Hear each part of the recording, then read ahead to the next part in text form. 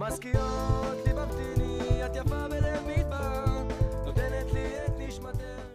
Shalom Uvracha, mes chéris, ce Shabbat, Parashat Vayeshev, c'est la veille de la fête de Hanouka, une fête sublime et pleine d'une lumière dont on a tellement besoin ces derniers temps.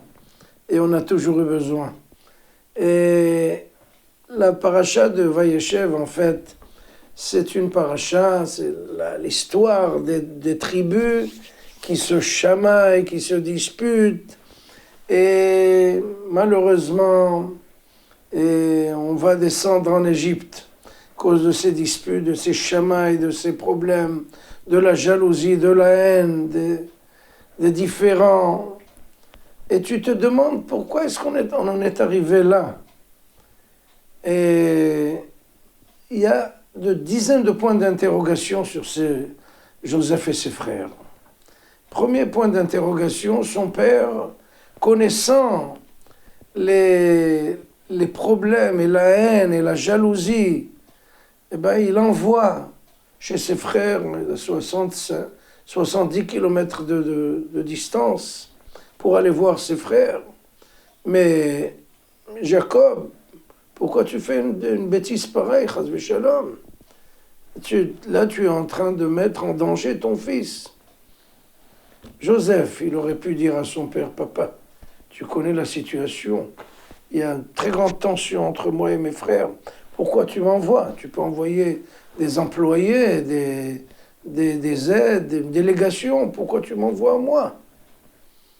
Troisième question, il y a des dizaines, je trouve, 3 ou 4 questions que je vais poser. Et Réhouven propose à ses frères, on ne va pas le tuer, on va le jeter dans un ravin. Ce ravin avait 10 mètres de profondeur, donc un immeuble de 4 étages. Tu te dis, mais Réhouven, c'est quoi cette proposition? Elle est encore plus cruelle que le tuer.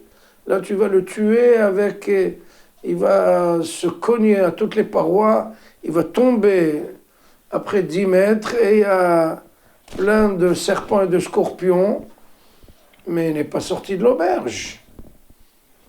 4e question, Joseph monte, prend le trône, il devient roi. Et là, il devrait envoyer une petite lettre, un télégramme à son papa. Papa, je suis encore vivant. Rien. Et Joseph arrive à la région où son papa l'a envoyé, ça s'appelle la vallée de Dothan. Et là, on lui envoie un ange du ciel pour lui dire tu dois aller à droite et à gauche. Mais pour m'expliquer là où je dois arriver, on n'a pas besoin d'un ange. Tu peux demander à un voisin, quelconque, qui que ce soit. Bon, il y a des dizaines de questions, je ne vais pas vous prendre.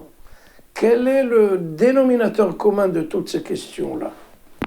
Très simple. Le verdict divin a pris la route.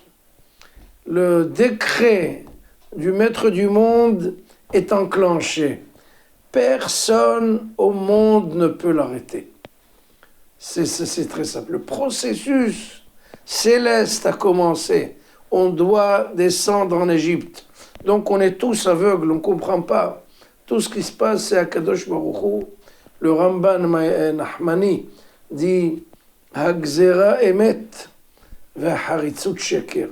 Le décret est vrai et il se reproduira. Personne, il n'y a aucun barrage qui peut l'arrêter. Il n'y a aucune station d'obstacle ne peut l'arrêter. Le processus divin a pris la route. Et c'est pour ça qu'on a tellement de questions. Et vous allez voir, Bezrat Hashem ce Shabbat, quand vous lirez la paracha, et il y a des centaines de points d'interrogation. Mais toutes ces questions-là, ils ont une réponse. Une seule réponse. Akadosh Baruch Hu a mis en route le processus de la délivrance du peuple d'Israël qui doit passer et obligatoirement par l'Égypte et par les travaux forcés et par l'exil, parce que c'est ce qui va nous construire, et tout ça passe justement par ces points d'interrogation qui ont une seule réponse, c'est Dieu qui a mis le processus en route. Shabbat Shalom.